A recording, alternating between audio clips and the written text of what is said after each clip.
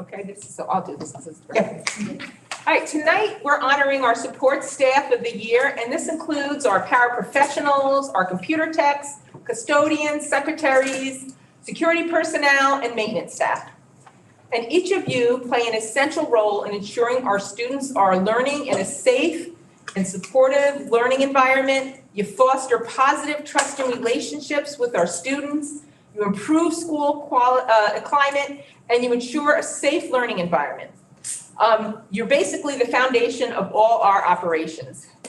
You work collaboratively with all our staff and administration to create a self-welcoming and nurturing environment for our students during this time, which has been a very difficult thing to do, but it's more needed than ever. So we thank you for your work every day, and particularly this year. Charlene? Thank you. Good evening, everyone. I'm so honored to be able to honor and call the names of these so deserving support personnel. And I have to tell you, Mary Ellen, you said most of what I was going to say, but as the Monmouth County Superintendent Support Staff Employees of the Year, I just want to add that when all staff members in a district, regardless of their job, share consistent values throughout the district and the community, we're all acting as role models for our students and for our families. And regardless of the specific role you play, whether it be paraprofessional, secretary, computer tech, custodian, security guard, mechanic, or any other role, another word for support is foundation. And you're an integral part of the foundation of Middletown Township School District, and we are ever grateful for your service. I'm going to read your names, and I will just ask if you'll just kind of give a wave, shout out to the audience so they can recognize you, and then we'll have a nice virtual round of applause at the end. Okay, our first Monmouth County Superintendent Support Staff Member of the Year is Kelly Day, who is a paraprofessional at Bayview Elementary School. Congratulations, Kelly. Next, we have Howard Waters, Fairview Elementary computer technician. Congratulations to you, Howard. Angela LaSala, Harmony Elementary School, paraprofessional. Congratulations, Angela. Next, we have Jean Marie Doherty, who is a paraprofessional at Leonardo Grade School. Congratulations, Jean Marie. Lori Lasquadro, Lincroft Elementary School secretary. Congratulations, Lori. Colleen Murphy, Middletown Village Elementary School paraprofessional. Well done. Congratulations, Colleen. Deborah Nicholson, Navesink Elementary School paraprofessional. Congratulations, Debbie. Michelle Vinokurov, Navesink Elementary School paraprofessional. Congratulations, Michelle. Miguel Medina, Nutswamp Elementary School custodian. Congratulations, Miguel. Next, we have Susan Rosinski, Ocean Avenue Elementary School paraprofessional. Congratulations, Susan. Dolores Chiampa, River Plaza Elementary School paraprofessional. Congratulations, Dolores. Next, we have Anita Scott, Bayshore Middle School security guard. Thank you, Anita. Donna Stevens, Thompson Middle School secretary. Congratulations, Donna. Next, we have James Bain, Thorne Middle School custodian. Thank you, James. Next, we have Joanne Pariso, Middletown High School North custodian. Congratulations, Joanne. Next, Raul Fuentes, Middletown High School South custodian. Congratulations, Raul. Olivia Antonio, Central Office Confidential Secretary. Congratulations, Olivia.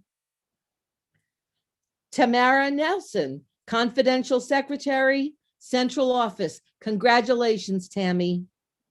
And last, we have Dean Kirk, our buildings and ground maintenance mechanic, who may be with us, may not. He possibly wasn't going to be here, but if not, we will send him our best wishes and congratulations also.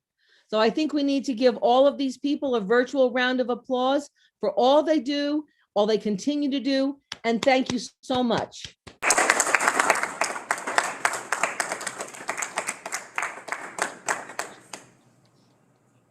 Thank you very much for coming. We appreciate what you do for us every day, all the time. Sometimes it's kind of hidden and people don't notice, but you know, it's vital. So thanks a lot and enjoy the rest of your night.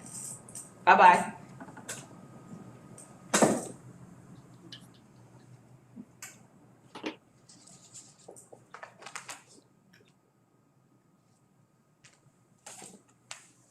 I don't know, would anybody mind if like open the window? No, it's very hot in And my here. glasses keep fogging up. It's very hot in here.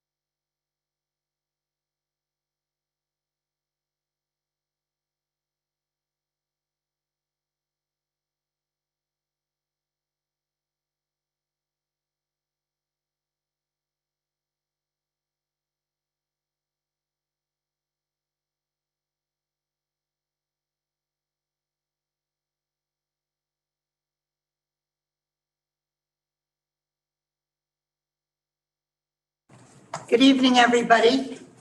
Adequate notice of this meeting was provided by sending such notice to the Asbury Park Press, the Middletown Patch, and the Middletown Township Public School District website, and the posting of such notice at the August T. Minor administrative offices and each elementary, middle, and secondary school website in the district. Roll call. Mrs. Caminiti? Mr. Donlin? Mr. Jimo? Here. Mr. Heffernan, Here. Mr. Little? Here. Mrs. Tobacco? Here. Mrs. Wright? Here. Mr. Capone? Here. Mrs. Menuess? Here. Okay, now we're going to hear from our student speakers, and I did see Ty. Are you here, Ty? Yes, I am. Thank you.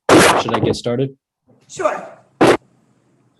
So, to start off, Molly Buthorn, a Middletown South High School senior, is being honored by the Shrewsbury Town Monmouth chapter of the Daughters of the American Revolution. The chapter announced that Molly has received the Good Citizen Award and scholarship at both chapter and state level. As the female New Jersey state winner, she will be applauded at the upcoming NJDAR State Conference in April. Congratulations on the recognition, Molly. Next, Victoria Medal won the Voice of Democracy Award from the VFW. There wasn't much written there. The VFW tournament, I assume, for her essay. Victoria will now go on to the next round and keep up the good work. We wish you the best of luck. Seniors Sean Liner and James Burns have organized a web-based tutoring program called Helping Hand Tutoring. This website pairs up Middletown Public School students of all grade levels with our MHSS National Honor Society tutors. Sean and James were instrumental in establishing this free service and should be commended on their ability to make a difference in our school community. Good work, boys. For more on MHSS students being active in the academic community, Isabel Poltelsneck, grade 11, was an instrumental force in providing the motivation for the development of Students Helping Students, an online discussion forum. We thank you for your contribution. Ali Banerjee has been elected to the District Board of Key Club as the Lieutenant Governor in Division 9 of New Jersey. She will serve as a regional liaison to the district as well as communicate updates, organize community service projects, and provide support to individual clubs in the area. Ali has demonstrated immense responsibility and competence as a leader in South's Key Club, and her interpersonal, organizational, and philanthropic skills will surely serve her as she steps into this leadership role in our regional Key Club division.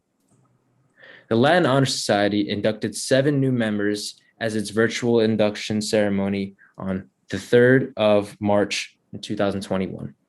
These students are recognized for their scholarship and excellent character and appreciation for Roman culture. Congratulations. To make a short transition to MHSS athletics, we congratulate Luke Albrecht for being named first team All-Pod for our basketball season. Keep up the good work. Coming back to extracurriculars, the Heroes and Cool Kids finished their second training with trainer coach Jean-Paul regarding bullying. They also finished recording their messages to send over to the 6th grade students at Thompson on this subject. We congratulate their efforts to improve the MHSS community during such strange times. To finish up, we acknowledge the achievements of the TV and film department at South. 3 films from MHSS were screened at the Barrymore Short Film Festival, with former student Charlie Filatico taking 3rd place in the student category for his documentary, The Mayor.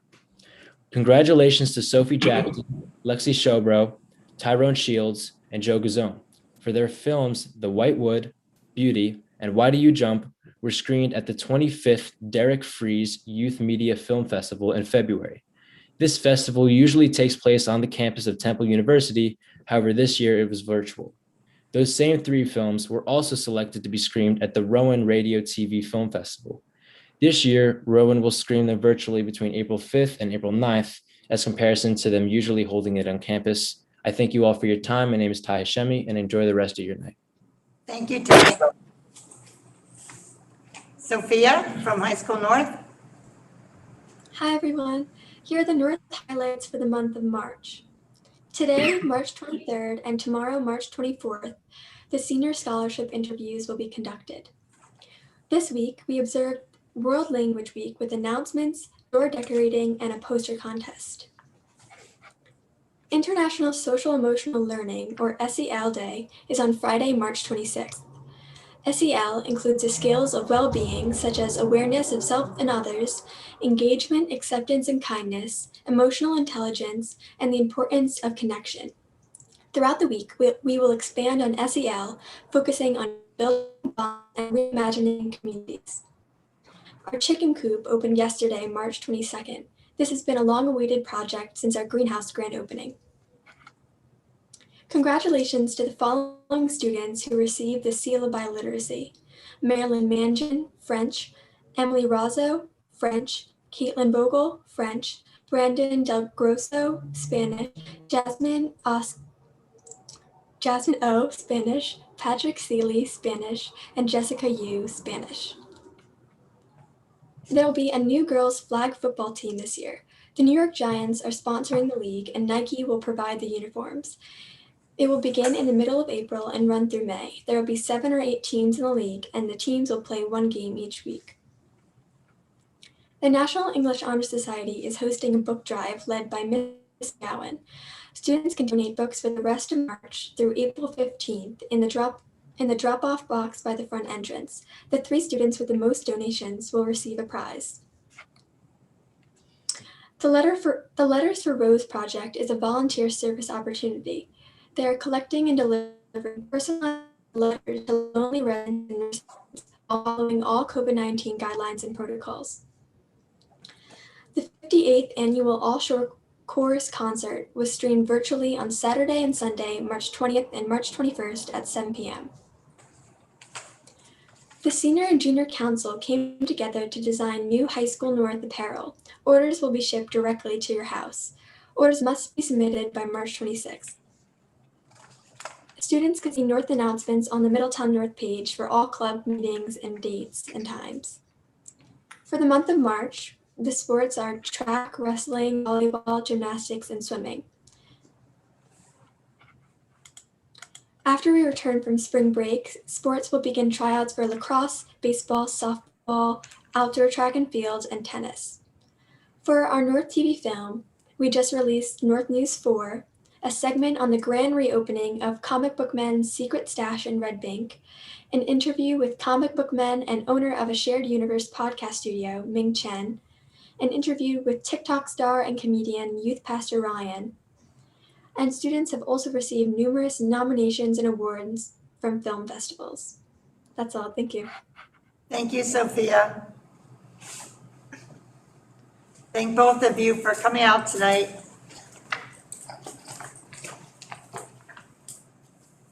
Okay, I need a motion to go into closed session for matters of personnel and contracts. So moved. Second. All in favor? Aye. Opposed? Abstentions? Okay, we'll see everybody in closed session.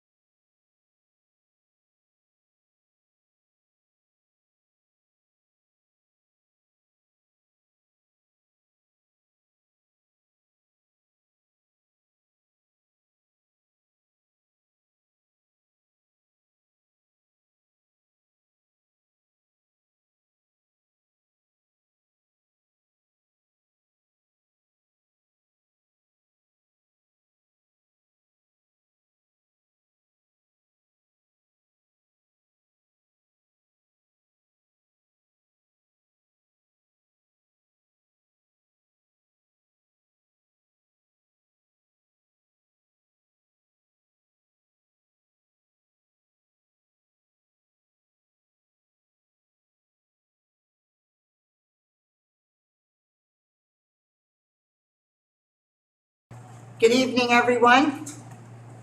Adequate notice of this meeting was provided by sending such notice to the Asbury Park Press, the Middletown Patch, and the Middletown Township Public School District website, and the posting of such notice at the August T. Minor administrative offices and each elementary, middle, and secondary school website in the district. Roll call. Mrs. Caminiti? Mr. Donlin? Here. Mr. Gymo? Here. Mr. Heffernan? Here. Mr. Little? Here. Mrs. Tobacco? Here. Mrs. Wright? Here. Mr. Capone? Here. Mrs. Muniz? Here. Before we stand for a pledge, we're going to ask that everyone have a moment of silence afterwards. For Noah Peters, a sixth grade student at Thorne Middle School, passed away on March 5th. Noah's sweetness, boundless energy, and huge heart will be missed by all who knew him. To honor Noah's spirit, his family will establish a scholarship fund for children who benefit from the creative experiences Noah enjoyed at the Middletown Arts Center. The Board of Education and the entire school community extend our deepest condolences to the Peters family. Donna Griffin, former business office staff member and Middletown resident, passed away on November 14, 2020. Mrs. Griffin served as the district for many years at central office as the receptionist and later in accounts payable. We extend our deepest condolences to the Griffin family. Jerry Moore, a longtime special education science teacher at Middletown High School North, passed away on February 26, 2021. Mrs. Moore served the district for 25 years. She loved teaching and her students and loved the words, loved to live by the words, "It's better to give than receive." The Board of Education and the school community extend our deepest condolences to the Morse family. Stand for the pledge, please. I pledge allegiance to the flag of the United States of America and to the republic for which it stands, one nation, under God, indivisible, with liberty and justice for all.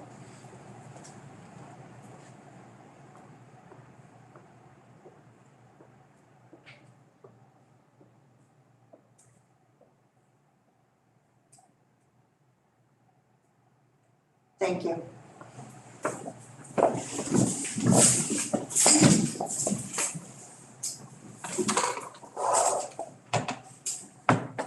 Okay, we're going to start out with an update on the tentative budget for 21-22.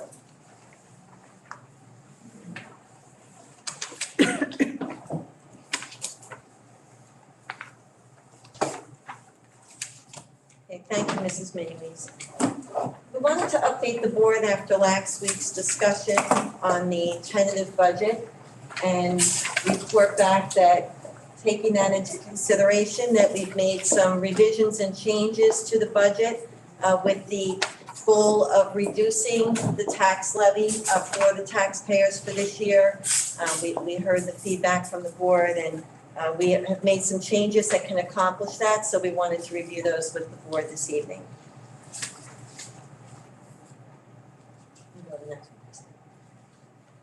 So the first slide, I actually won't accomplish that, but we have an update to give to the board that we're incorporating into next year's budget.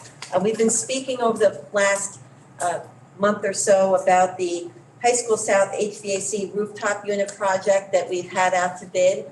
We did open the bids last Thursday. Unfortunately, the bids did come in higher than anticipated. We had budgeted approximately $1 million, or figured that would come in about $1 million, and we have available funds left in our ESIP and our referendum accounts to use for that project. However, the lowest bid, the lowest qualified bid, base bid came in at $1,398,000, and we had 2 units that were part of an alternate bid that we also want to do, but we have done them as an alternate piece.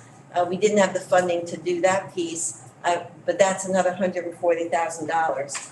So as a result, we have reviewed our budget and how we could accommodate the additional funding.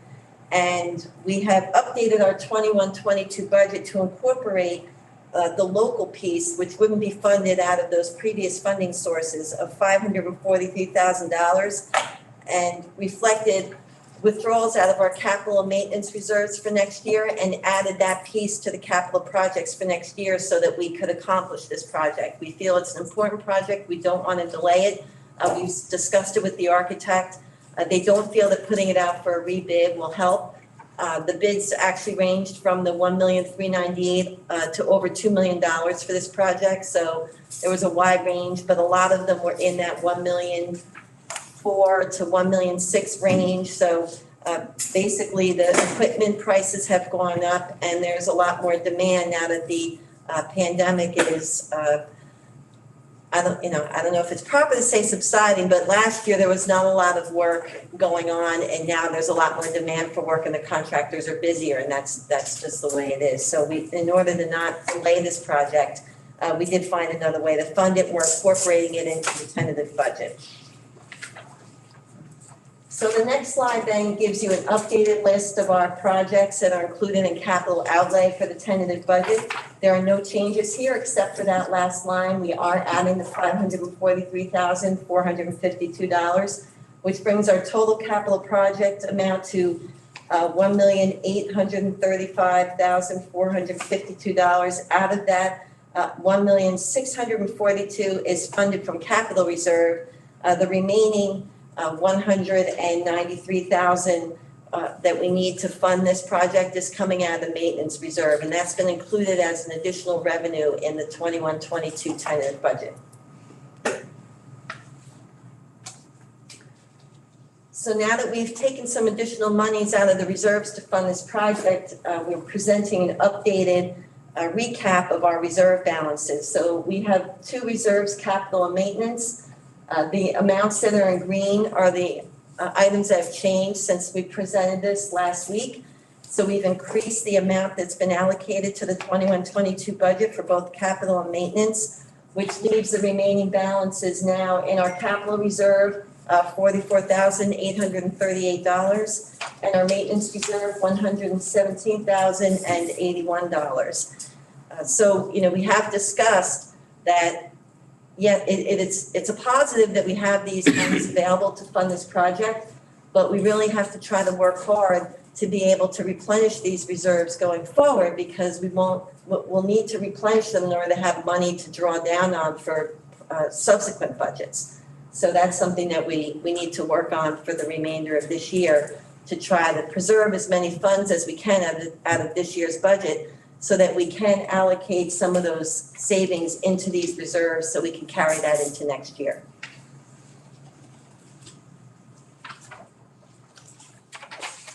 We've also made some reductions in the general fund budget in order to reflect that as a reduction in the tax levy. There are two main items that we have here. We're proposing some reduction in non-instructional salaries and benefits. One of those reductions being the facility supervisor position that we talked about last week. And then there will be an additional support staff reduction reflected in the budget for next year. We also have looked and we've identified the curriculum adoptions that we have in next year's budget that we could possibly move forward into the current budget and purchase them this year in order to get them implemented and rolled out to the staff. It would be an appropriate purchase. And we also identified some athletic uniforms that were budgeted for next year that we would move into the current budget 2021 and purchase them. And the total of those items would be $548,000. So the total of those two budget reduction categories would be $714,389. The next item we looked at is related to the bond refunding that we've been speaking about and the revision of the debt service tax levy. As we explained last week, the accomplishment of our refunding that we did in June 2020 resulted in debt service that is significantly lower each year for the remaining life of the bonds, and would reduce the amount that we would have to collect as our debt service tax levy. So we also realized savings on that transaction during this current budget, the 2021 budget.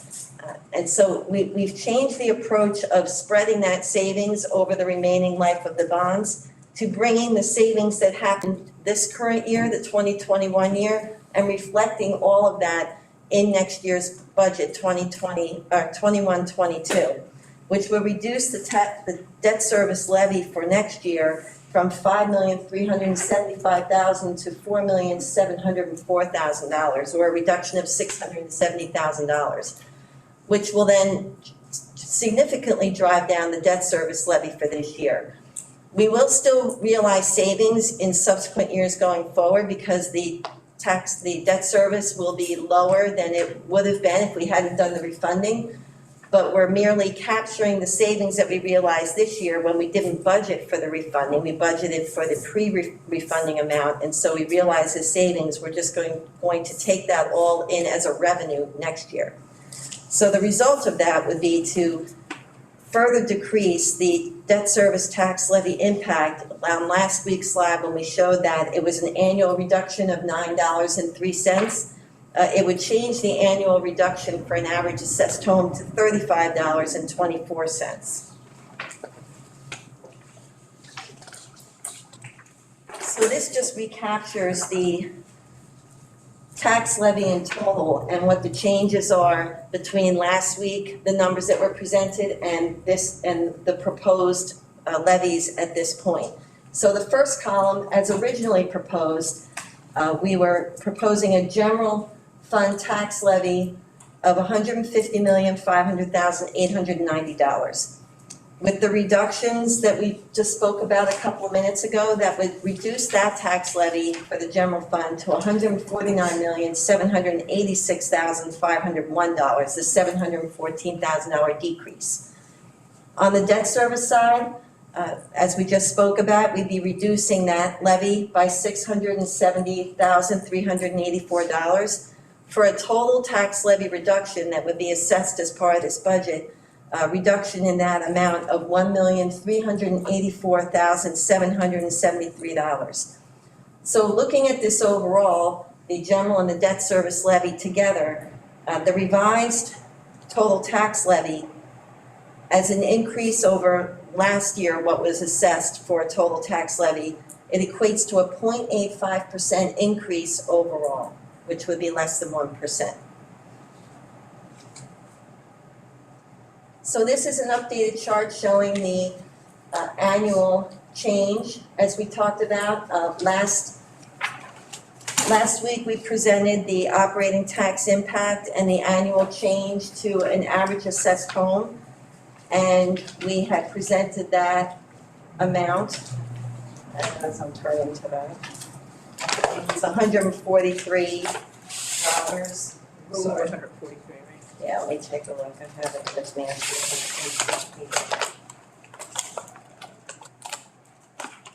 Well, it was $143 and change, and now we are down, I'm sorry, it was $152.31 for the operating tax impact, and now we are at $124.37.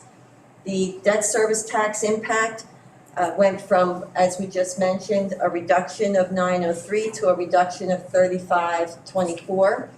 So that brings the total annual change for an average assessed home down to $89.13, where last week it was $143.28. So the tax rate then gets further reduced. And the difference between last year and this year would be a reduction in the tax rate of 0.075. So again, we took a look to see what we could do to reduce the impact to the taxpayer without making significant cuts to the services that we're providing in this budget. And we feel that we found a way to do that, to provide relief during next year. And taking into consideration all the discussion we've had about people being impacted by the pandemic and so forth. So we're happy to be able to do that. The last slide is just to explain one additional change we made to the proposed tentative budget. We did not have the ESSER funds included in that last week as part of the special revenue fund. It's a separate line item. I want to stress that this does not impact the tax levy. Grants are separate. The grant funds that we receive are separate from the regular general fund, and we account for those expenditures separately. But we are including that in our tentative budget that we are presenting to the county superintendent. We've included the $1,964,000 that we were just awarded last week with the ESSER 2, the learning acceleration and the mental health, and the related expenses. As we mentioned last week also, we need to put an application in for those funds by May 14th. We will be outlining the plan for those funds, and it will be on the board's April voting meeting agenda to vote on the approval to submit for those funds. So our timeline at this point, the tentative budget was due to the county superintendent yesterday, March 22nd, for review and approval. We have communicated to the county superintendent that we were not able to submit it by yesterday, but the board was meeting this week to further review and discuss the tentative budget, and we should be able to be submitting it shortly. We, again, will have our public hearing on our final budget on a date that falls between April 24th and May 7th, and that would coincide with our April voting meeting on April 27th. And those are the updates that we've made since last week.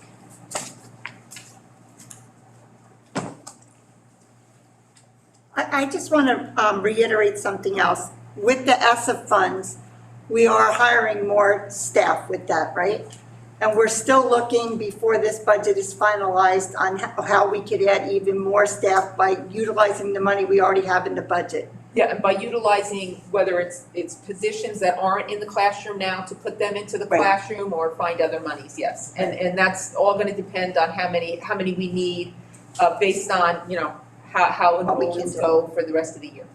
Right, I didn't pick up off that slide, but we did say that these ESSER funds will be used for initiatives that target the impact of the pandemic on instruction and learning, such as the addition of teaching staff to help with those issues. And that was one reason we asked last week, not to touch the personnel budget, because we know we're going to have to be creative in how we meet the needs of our students. I think that's important for people to hear, especially now.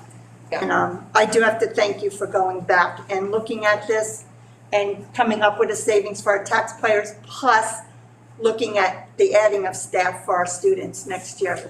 I think that's a big plus for this community. I want to add also, Amy, I commend you and for adhering to the district, and I think you did a wonderful job presenting this tonight. And I think that as we can't do nothing about the $1.2 million state loss, we definitely did make up on you going back and really trimming some more of this. So kudos.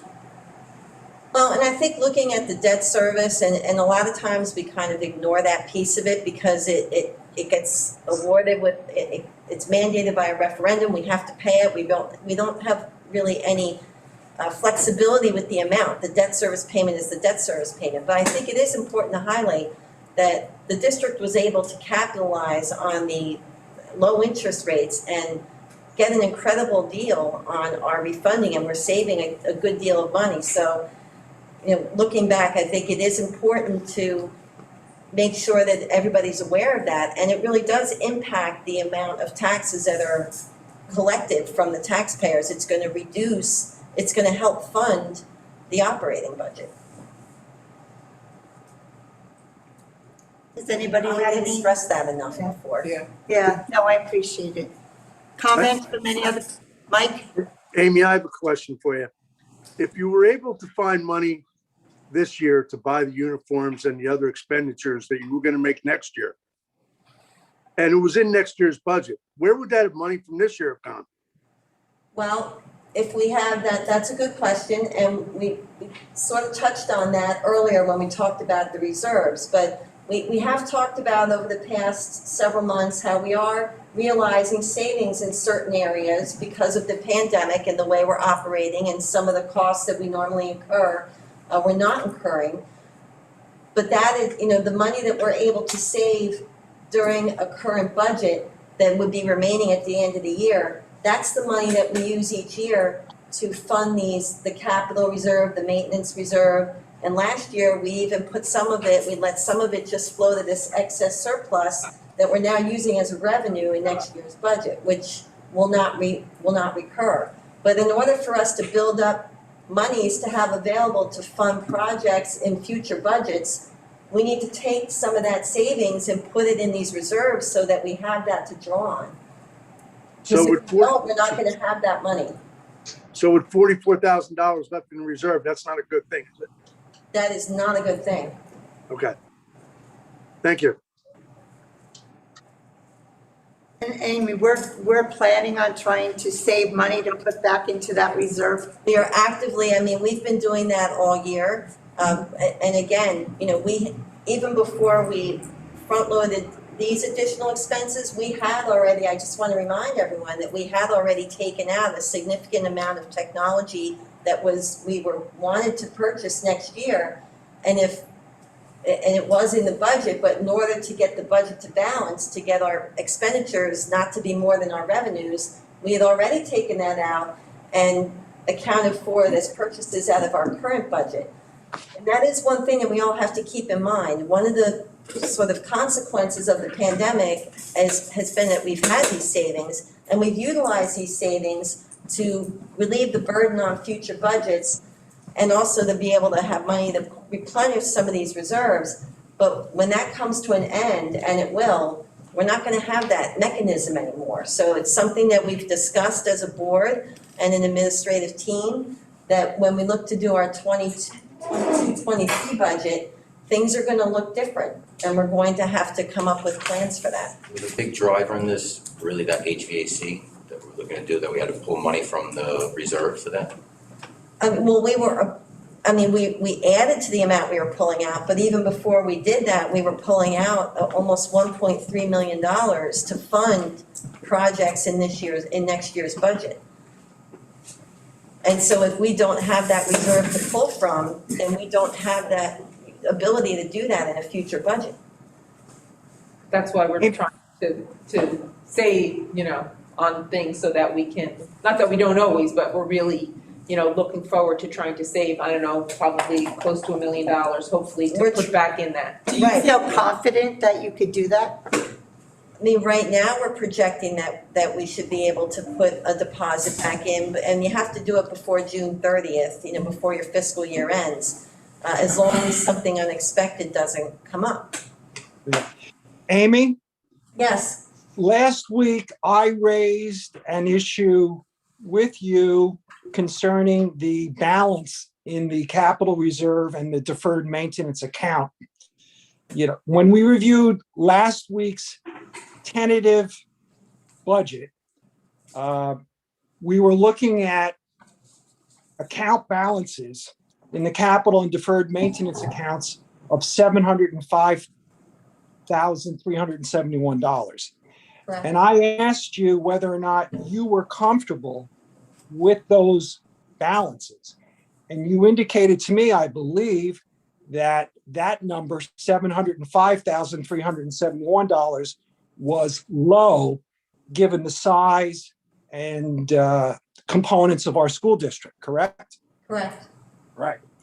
So when we look at tonight's budget that you're presenting, we are left, there's a dramatic decrease in the fund balances.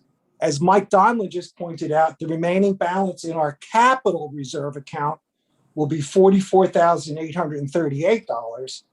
And deferred maintenance will have a balance of $117,081.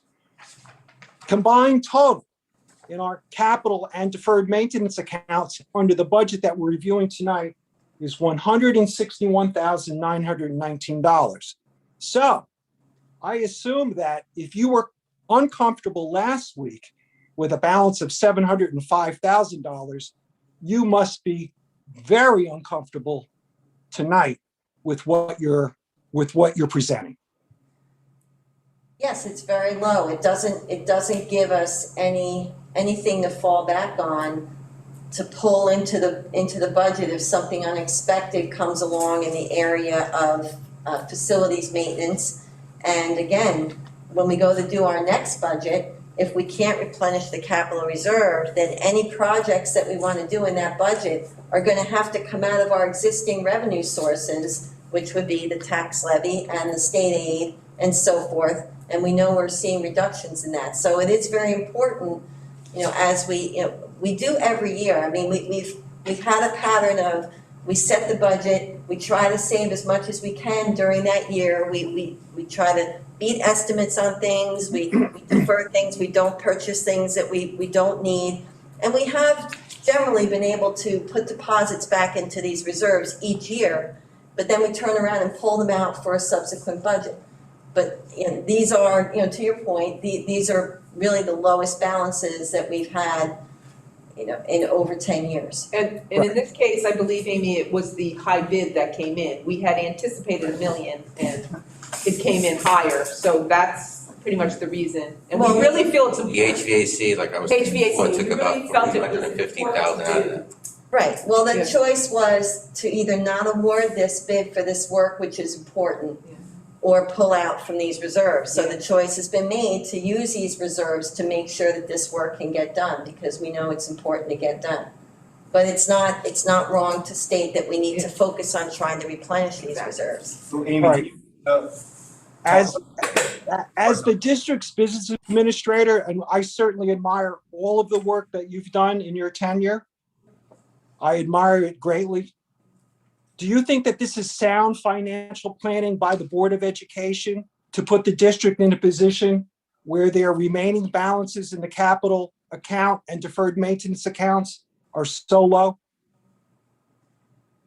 I think I'll just repeat what I said before. If faced with a choice of not awarding this work or utilizing the funds that we have already in reserves, the right choice is to award this work.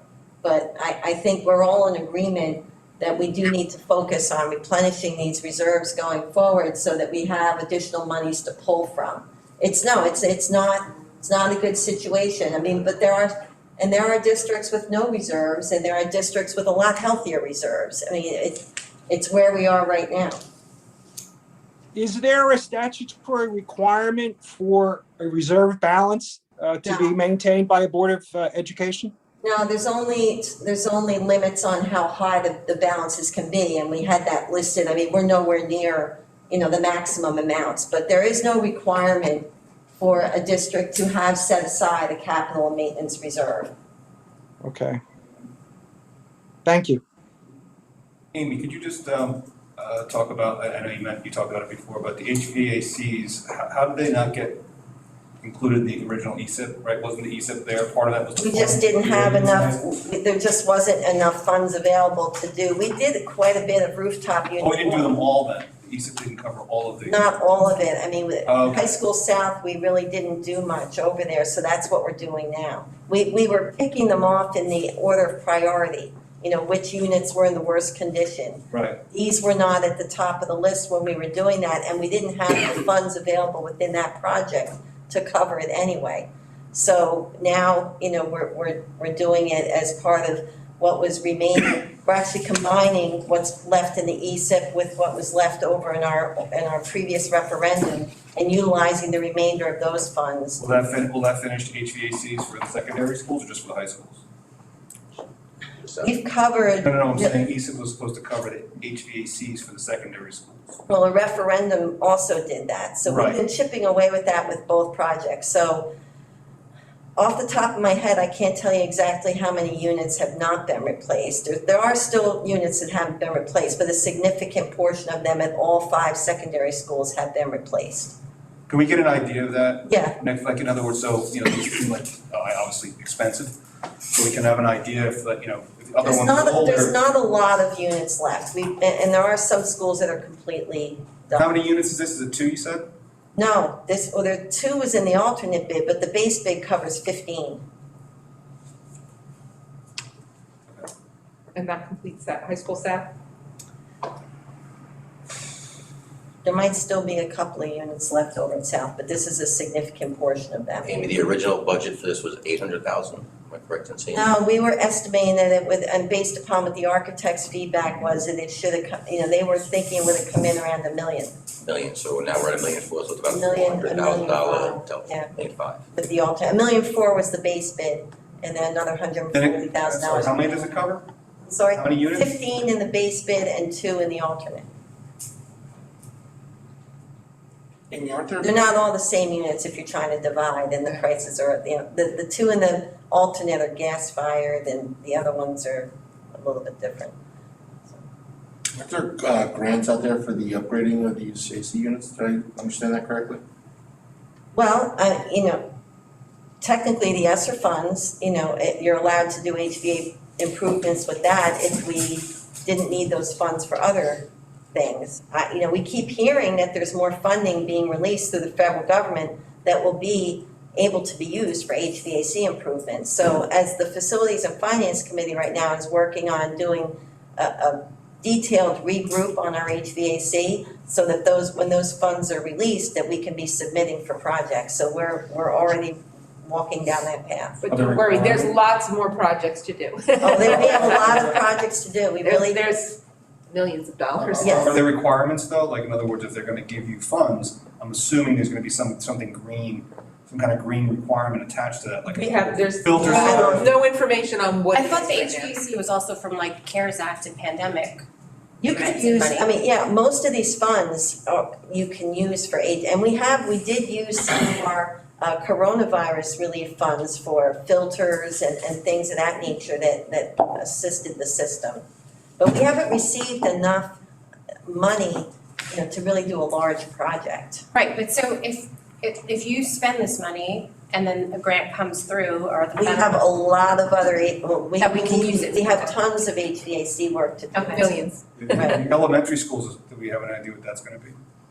We're getting that's part of what we're working through right now with the architect, so we could have that, that information geared up.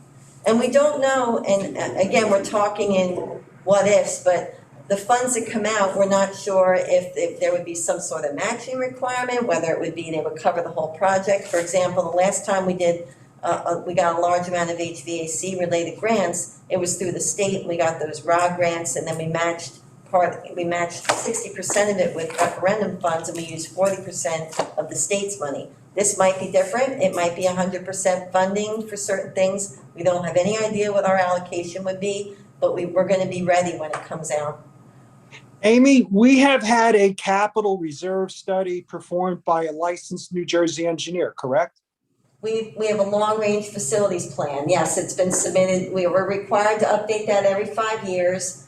The HVAC work is in it, along with a lot of other things. We just updated it about a year ago. But we're gonna just drill it down to more detail so that we have actual, because the long-range facilities plan, that's done at a higher level. We wanna get more granular with it so that we have specific projects that we could be submitting for grant funds when the time comes. But the capital reserve study, if I understand correctly, estimates the remaining useful life of components of our structures, correct? It prioritizes what the district should be addressing as far as capital needs over the next 5 years. Right, and does it quantify those needs for the remaining useful life?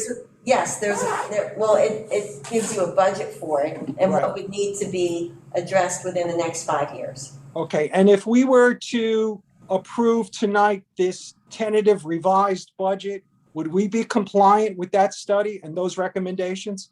Well, the things that are in our capital projects are things that are included in that plan. Yes. We chip away at. We would be compliant. We chip away at it when we can.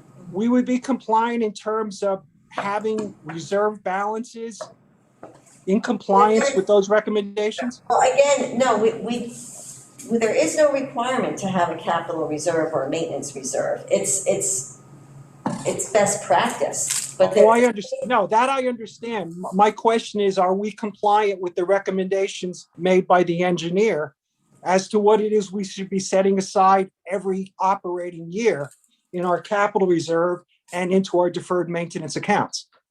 Well, the long-range facilities plan isn't a recommendation of how much should be in your reserves. It's basically a budget for what you should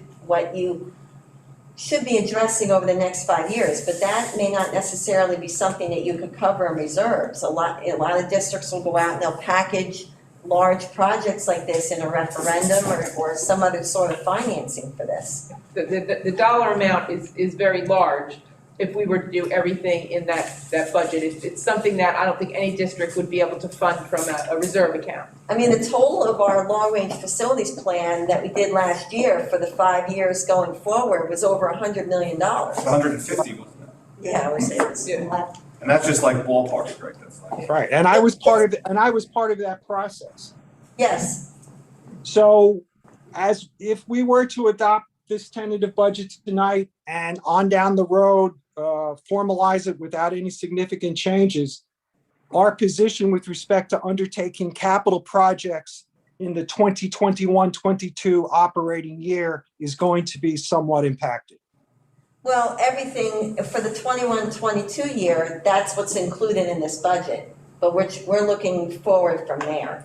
Right, so Yes. let's go to the following year then, looking on down the road. Our ability as a Board of Education and as a school district to undertake certain capital projects is going to be challenged, correct? It's going to be a challenge. That's what we've been talking about. Without being able to replenish reserves and without outside or other funding sources, it's going to be a challenge. And this is what we have to start working through. All right. And how is it that you propose that we are going to be able to replenish the capital and maintenance accounts? Well, I know we're going to have some savings. You've mentioned that.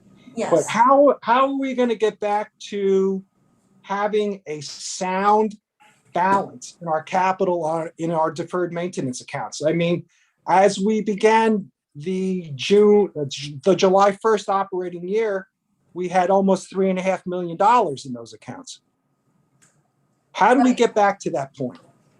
Well, again, for last year, during the 19-20 year, we did realize that, some of these savings that we've been talking about from the pandemic, and we did use some of that to deposit into the capital and maintenance reserves in order to replenish them.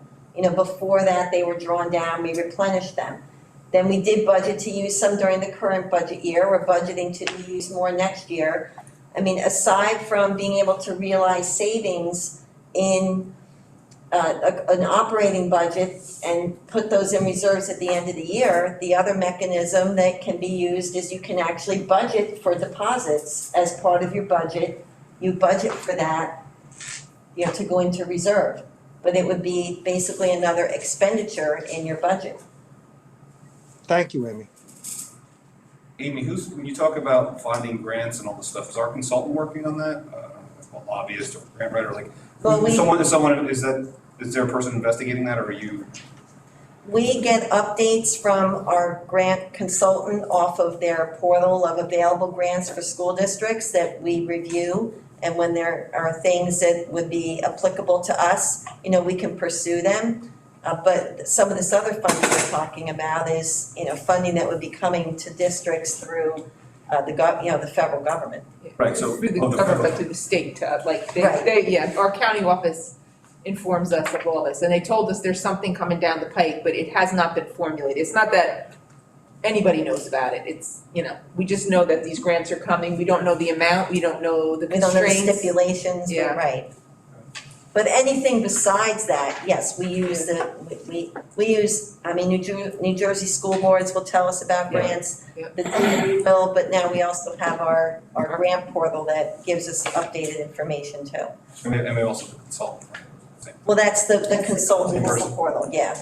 Millennium Strategies. That's okay. CLD. No, Millennium Millennium. Strategies. Yeah. Millennium. I think you're talking about somebody else. Yeah, CLD too, are they working on that too? They're not really, they're not really grants. I mean, Well, if they're they could more maybe help us legislative get one affairs. once we apply, but Oh, I got you, okay. Yeah. Understood. Any other discussion on it?